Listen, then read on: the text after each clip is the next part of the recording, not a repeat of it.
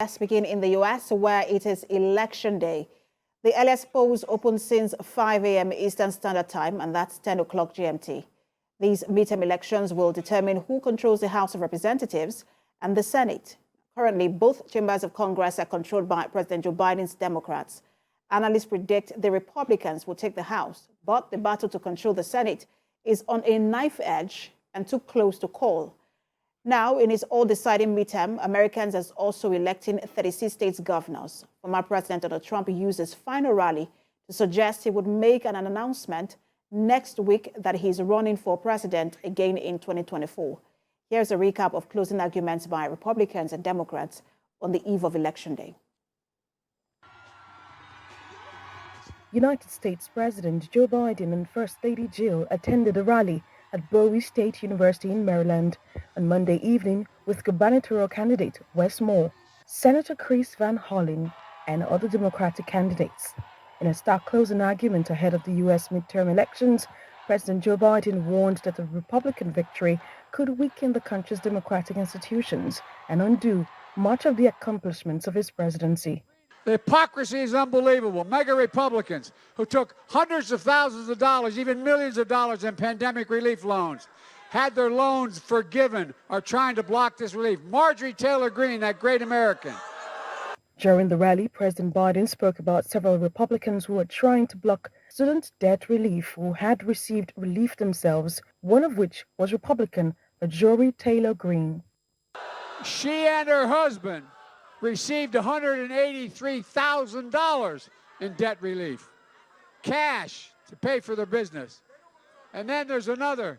She said it's completely unfair to forgive student loans for working middle-class families. Come on, man.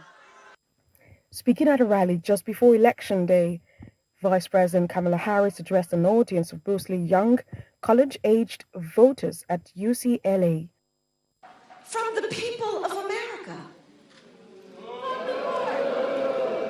And here's the thing that must be spoken. One does not have to abandon their faith or deeply held beliefs to agree. The government should not be telling her what to do with her body. Former President of the United States Donald Trump also held a rally in Dayton, Ohio on Monday night. Mr. Trump urged the Ohio crowd to vote for Republicans up and down the ballot. He claimed President Biden and the rest of Democrats are, quote, waging war on Ohio workers. It is what he called, quote, a very big announcement that he will make on Tuesday, the 15th of November. And I would say, in the strongest way, it's a country-saving election, specifically including the election of all the people that I'm going to name. I'm going to be making a very big announcement on Tuesday, November 15th at Mar-a-Lago in Palm Beach, Florida. Georgia's Herschel Walker made his final push to Georgians. He delivered his classic stomp speech while rallying against the possibility of a runoff. He was doing a good job. He wouldn't have voted with Joe Biden 96% of the time, which means now we got high inflation. And they trying to tell you we don't have high inflation. We got open border. Why we got an open border? Got men in women's sports. That he voted to put men in women's sports. That's like asking me to compete against your daughter. Think about it. Non-partisan election forecasters predicted on Monday that Republicans are likely to pick up roughly 25 seats in the 435-seat House of Representatives, more than enough to win a majority. Analysts say Republicans also could pick up the one seat they need to win control of the Senate.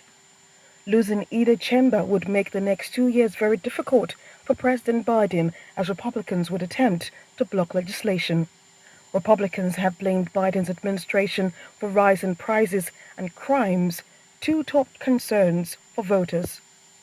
Some of them could end up as governors or election administrators in battleground states and play a central role in the 2024 presidential race. Results will soon start streaming in after the polls. In the meantime, President of the Movement Pro Pictures, Ibidolakbo Ajayi, joins me now from Texas, United States. Good to have you join us. Thank you. It's good to be here. So we heard in that recap there, we heard the closing arguments by both Republicans and Democrats. But what would be the motivation for voters to go out today and vote? What would be the push? Well, it depends on which side of the divide that you are on. For Democrats, there is likely to be a lot of women that will be gingered by the Supreme Court decision to scrap the Roe versus Wade for women's rights, for abortion rights. So that has been a real hot issue that has been really very, very inspirational for Democrats now wanting to ensure that Republicans are punished for the Supreme Court's decision. So there's a lot of expectation that women will turn out in large numbers and make their decision known at the ballot box. Now, for Republicans, there's always the belief that they were cheated out of the presidential election. There's still a lot of Republicans that support former President Trump that believe that the elections were stolen. So this is an opportunity for them to come out. And again, they're also blaming President Biden for the high inflation and a whole lot of things that are not going right in the economy right now. So they will be motivated to come out and try to take back both houses.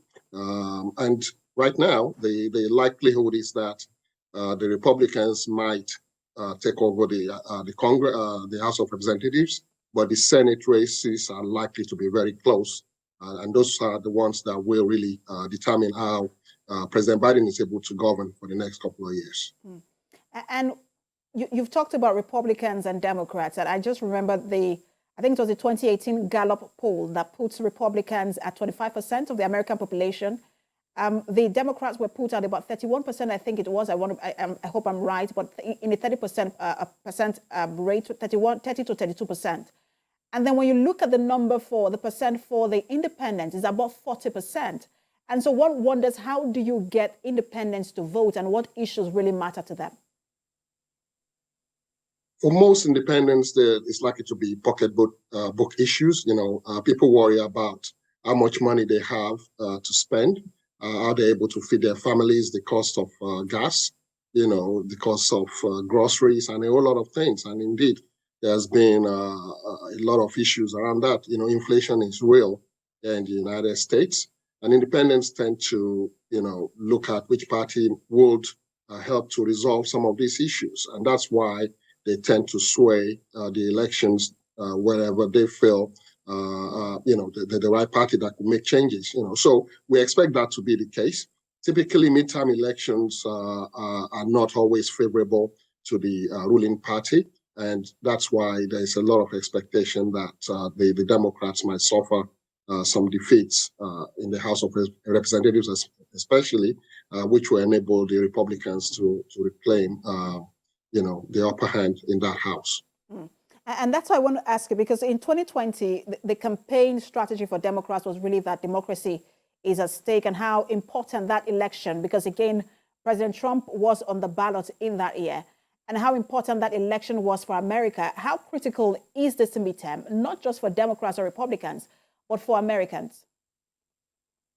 Well, right now, President Trump is still making a lot of noise, and he's actually likely to declare for another run next week. He mentioned that last night at a rally.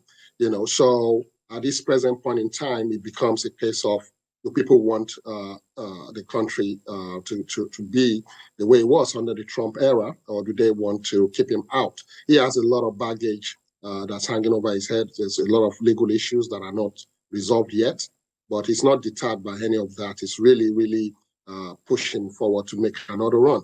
Now, the bottom line is he still controls a large base in the Republican Party. Now, that's why you see a lot of these candidates running for these midterm elections, really aligning with him in the hope that his base will be energized to help them win the seats that they're contesting for. So it's still going to be a little bit of a challenge for the Democrats to overcome that, because typically Democrats are not as energetic in the midterm elections, especially when it's it's not around issues that they feel strongly about. So the Republicans are more likely to have more energy. But there's been talk of a record turnout in the early voting. So it's yet to be seen where that breaks, whether it's more Republicans coming out to vote early, because that's actually typically something the Democrats are strong on. Early voting we saw and that mail-in play out ballots. in But a lot general of states election. are taking. We saw that play out as well. Yes. I think that was the edge for the Democrats. The early voting and the mail-in voting was the edge for the Democrats in the 2020 election. But you mentioned earlier in terms of the interest in the 2024 election, we've seen that almost seems as though President Trump has started, former President Trump has started campaigning. We saw him talk about, he has taken a swipe at Ron DeSantis. He has taken a swipe at Mike Pence.